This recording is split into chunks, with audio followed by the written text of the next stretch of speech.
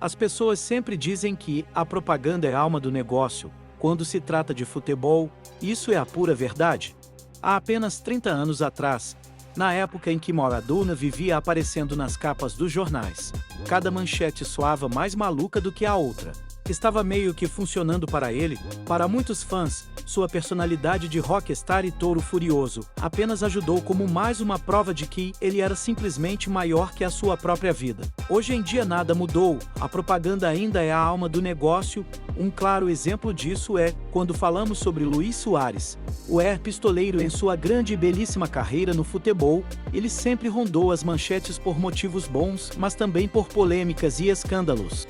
Mesmo com o próprio Maradona muitas das vezes saindo para defendê-lo, dizendo que Soares lembrava o seu filho mais novo.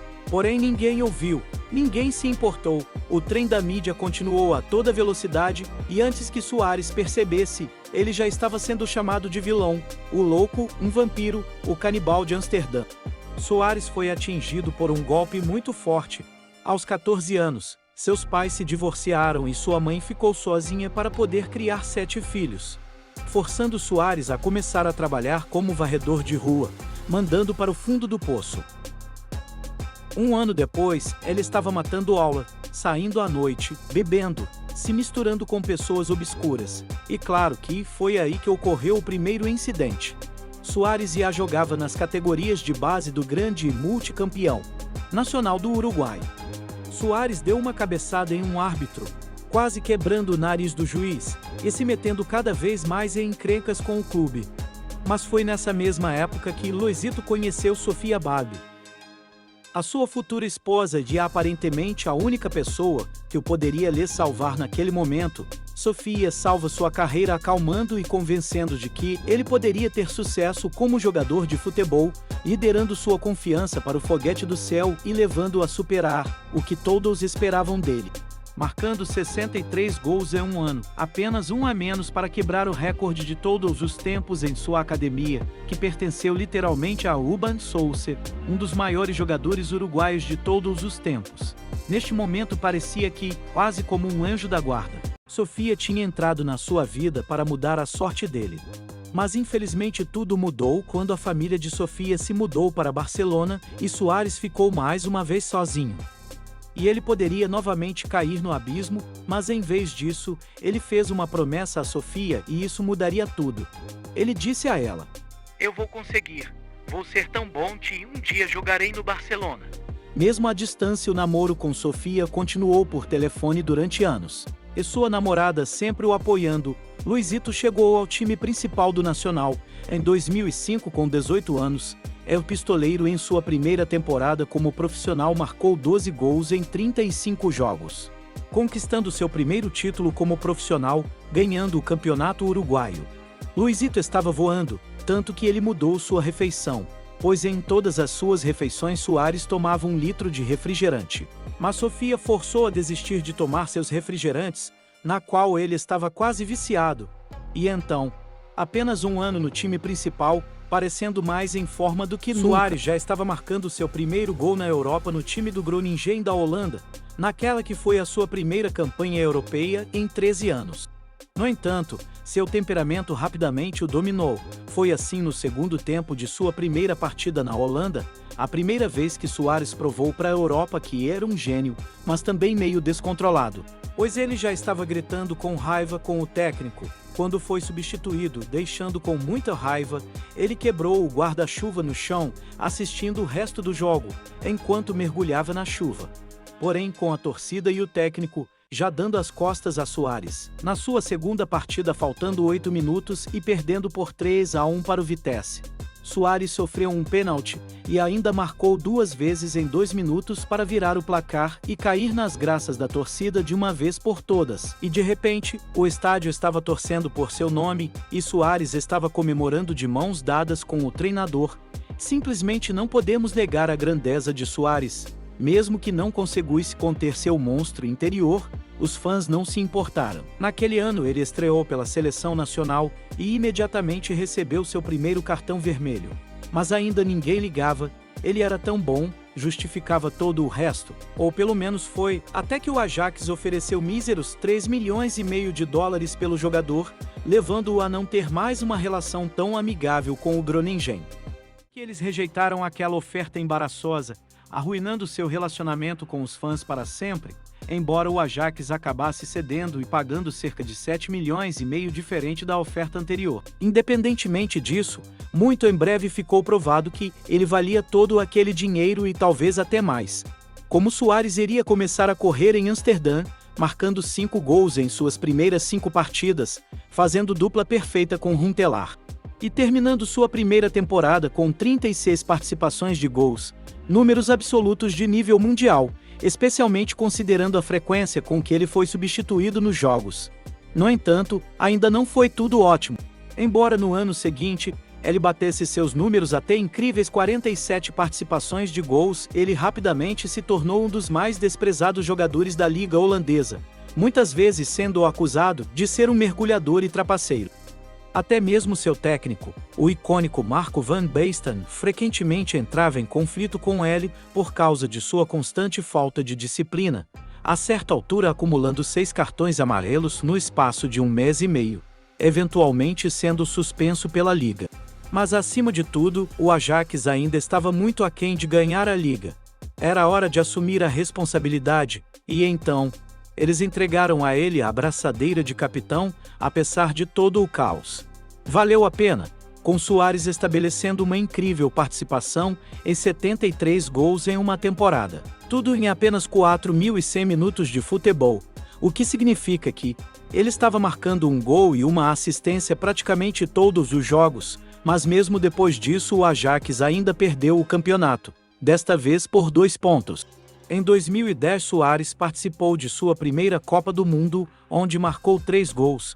O Uruguai jogou muito bem aquela edição, chegando até as semifinais perdendo para a Holanda, porém o que marcou mesmo a carreira de Luizito na seleção e no mundo foi um lance onde ele meteu a mão na bola para defender um chute do jogador de Gana. Consequentemente, ele foi expulso, o jogador de Gana perdeu a penalidade e o Uruguai avançou.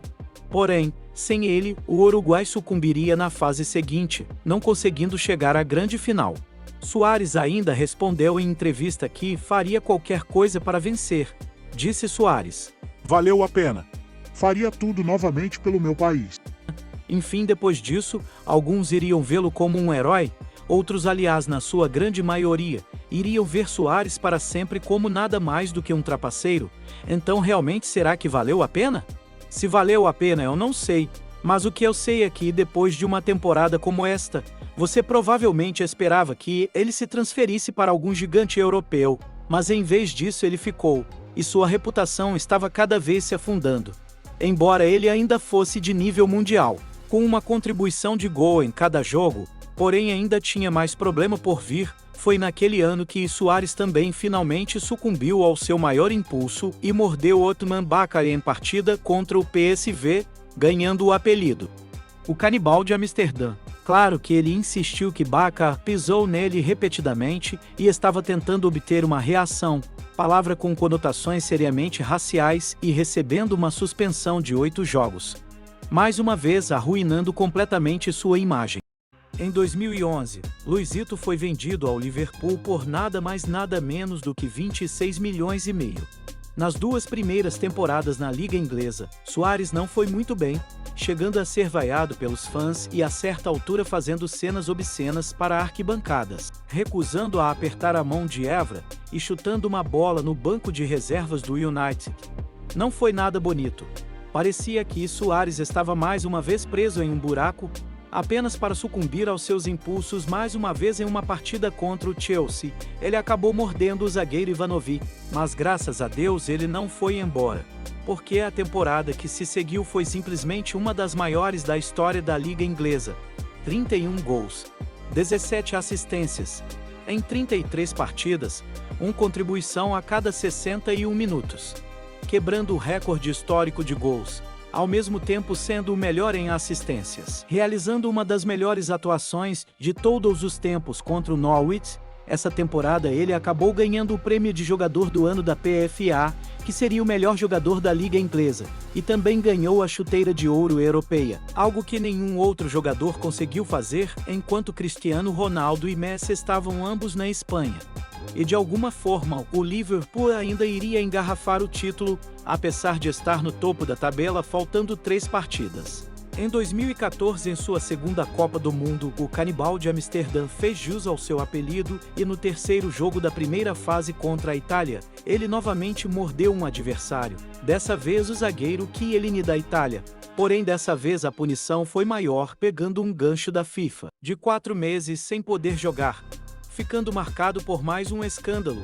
Em meio a escândalo e atuações surreais, em 2014 ele foi vendido ao poderoso Barcelona por nada mais nada menos que 81 milhões de euros. Como você pode imaginar, depois de tudo isso, apesar de ser facilmente um dos melhores jogadores do mundo, a FIFA nem o indicou para a Bola de Ouro. Ainda assim, mesmo que ele só pudesse se juntar ao resto da equipe no final de outubro, ganhar tudo em Barcelona, Suárez rapidamente aceleraria o ritmo e se estabeleceria como uma peça-chave no que talvez seria o maior trio de ataque de todos os tempos, ao lado de Messi e Neymar, famoso trio MSN, atingindo sua melhor forma nos últimos 4 meses da temporada com 26 gols em 21 partidas, sendo especialmente impressionante na Liga dos Campeões, marcando 2 vezes contra PSG e Manchester City. Naquele ano, nas indicações para a Bola de Ouro, ele ficou apenas em 4º lugar, abaixo até de nomes como Antoine Griezmann. Você acha que foi justo? Tire suas próprias conclusões. Independentemente disso, no ano seguinte, apesar de ainda marcar 56 gols e algumas assistências, e estar envolvido na maior recuperação de todos os tempos na Liga dos Campeões, o Barcelona se contentou com apenas um título da Copa do Rei.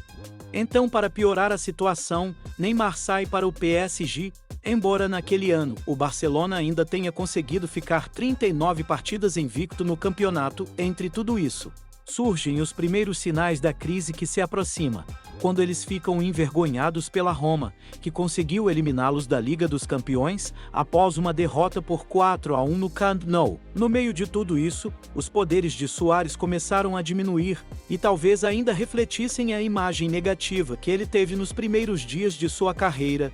Muitos dos fãs ficaram estranhos e rapidamente se voltaram contra ele, especialmente porque o Barcelona foi humilhado mais uma vez.